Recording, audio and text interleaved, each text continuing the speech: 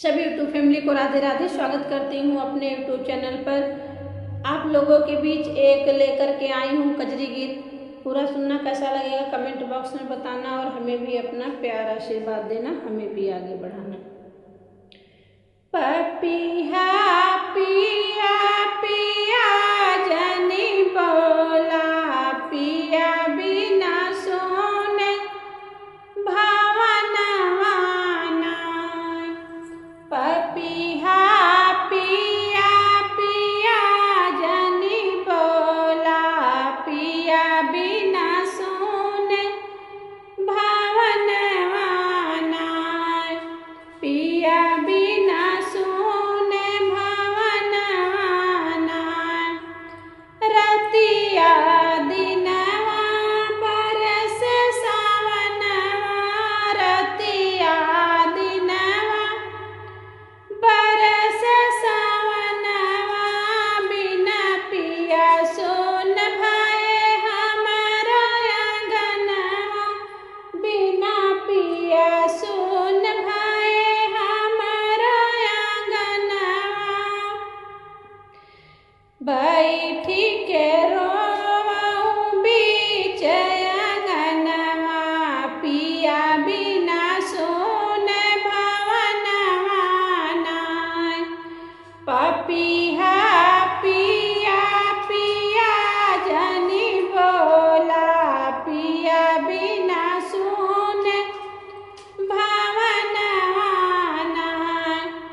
अपना नया पिया खबर न भेजे, अपना नया पिया खबर न भेजे।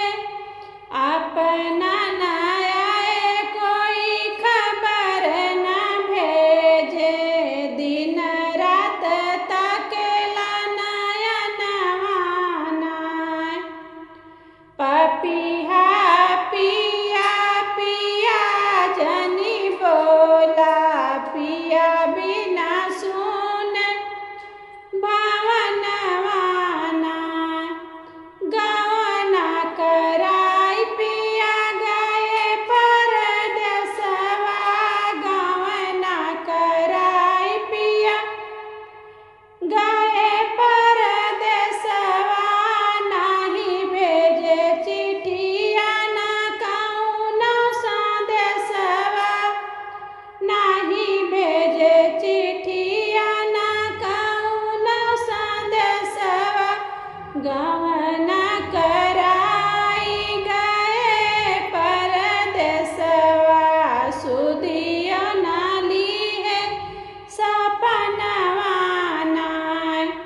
पपिया पिया पिया जनी बोला, पिया बिना सोन भावनवा नाय। सावन भदौआ कनिसिया नियरिया, सावन भदौआ कनिसिया नियरिया। देखे डर लागे आंगनवा नाय। सोवत से जिया चिहुकी उठी बैठे, रतिया देख्यो सपनवा नाय।